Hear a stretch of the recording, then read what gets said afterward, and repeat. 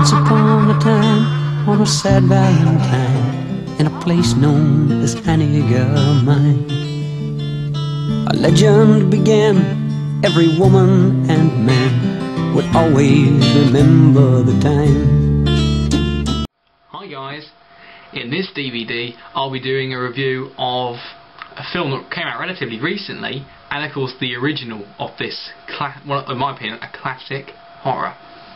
And of course these films are My Bloody Valentine. And those who remained were never the same. You could see the fear in their eyes. The original My Bloody Valentine was sort of one of those great slasher films of the 80s. It was a brilliant film, but it sort of remained under the radar. It didn't appear hardly anywhere. I mean, it was made in Canada, and it was a Canadian slasher film, but hardly anyone heard of it. When others like Prom Night and stuff, and Halloween, and those ones were kicking off, you know, no one hardly remembers this film, even though it was a great film. The plot of the film basically revolves around a man called Harry Warden and a group of other miners got trapped in a mining accident down a mine shaft called the Hanniger Mine, and Harry Warden was the only one who survived, and he only managed to survive because he fed on the flesh of the other workers who were down there, and he was eventually found alive, but not altogether up here. He's delusional and all that sort of stuff, basically suffering from the trauma, post-traumatic stress,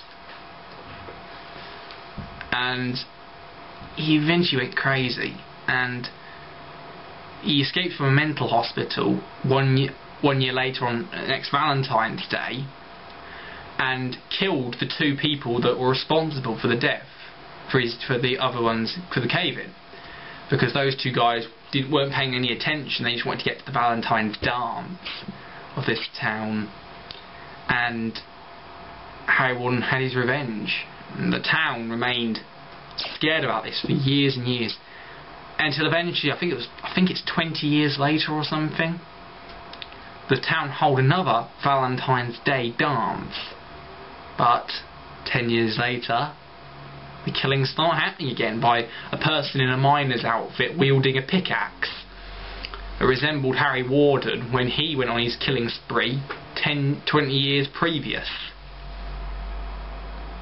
Now this film was indeed, I thought, a great film, a great horror. It remained almost completely under the radar, even though it was really good, and I thought a great film. It certainly had some good gore scenes, even though it is only rated a 15. There is a new US release which is apparently uncut, but most of the time whenever they say something's uncut they mean only as complete as they could get. So, you know, if you want a good DVD, get that one. But then again, this one is the one I've got. And this is a bare bones disc. It only has the film. You know, there's no bonus features or anything. But again, it was a great film, and I recommend you watch it. Once every year, as the 14th draws near, there's a hush all over the town. Then, at the beginning of this year, they released a remake of this film, and I know what you're thinking, remakes, ugh, not as good as the originals. That's because some of them weren't as good. I mean, after they remade all these classic films like the Texas Chainsaw Massacre and Halloween, and a lot of people thought they did them badly, the word remake has gone into your brain as something that just makes you glum. But nothing, I don't think, can make you glum about this remake. And this is the remake of My Bloody Valentine, done in 3D. Now, I haven't seen the 3D version of it. I saw the very beginning of the 3D one, just to test the DVD out. You got good depth perception, as in the screen sort of making it look like the depth of the whole thing, but objects didn't fly out at you. as they did in the cinema, because in theatres they use... Sorry about that, my sister came in. But as I was saying, they can't get the same type of 3D effects on your home TV. Normal cinema screens, where you get the actual big glasses, use, I can't remember if it's called Polaroid 3D or something very similar to Polaroid 3D, which uses light. But that type of 3D doesn't work on home television sets, so they have to use a different type of 3D for that, which involves the glasses.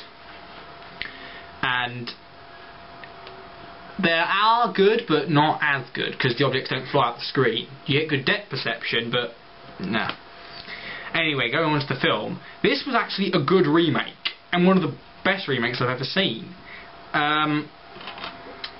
This is the limited edition one, which contains both the 3D and the 2D version.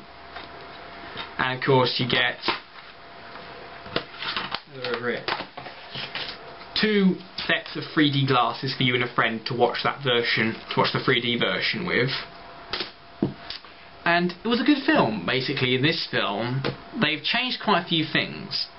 The town in the original, which was called Valentine Bluffs, has now been changed to Harmony. And very simple, taking the exact same story, basically the cave-in of a mine, but this time all the people survive and Harry Warden simply kills them to conserve his own air. But the killings are basically done for the same reason, to get revenge. And he was eventually killed. Harry Warden was eventually killed. And then 10 years later, the killings start happening again. And it's like, the town all think, it's copycat killer, copycat killer. Some people think it's Harry Warden.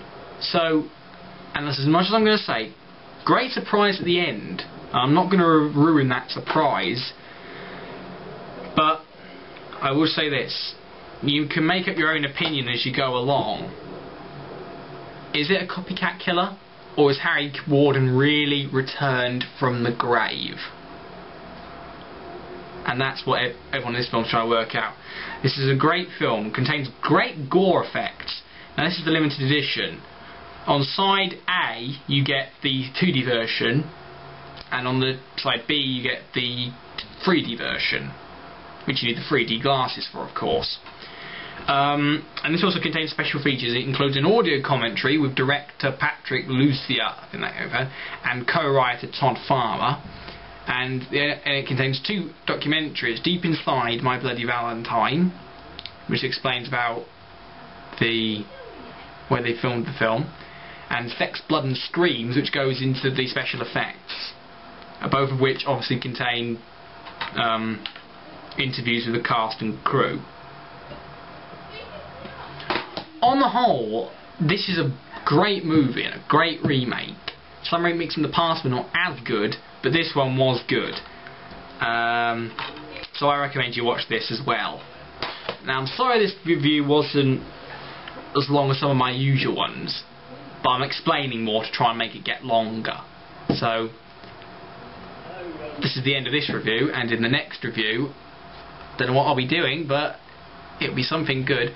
It might be review of of films that I've got that contain werewolves, or it could be the review I've got of the new Friday the 13th, which has just been released. Yes, I got the DVD now. You know, I found it in WH Smith, which was quite funny, seeing as though it feels like HMV didn't have it, and suddenly WH Smith does. So I'll see you then. Don't know what I'll be doing, but I'll be doing either one of those. So I'll see you then, and rock on. Or the legend they say on a Valentine's Day is a curse that'll live on and on, and no one will know as the years come and go of the horror from long time ago.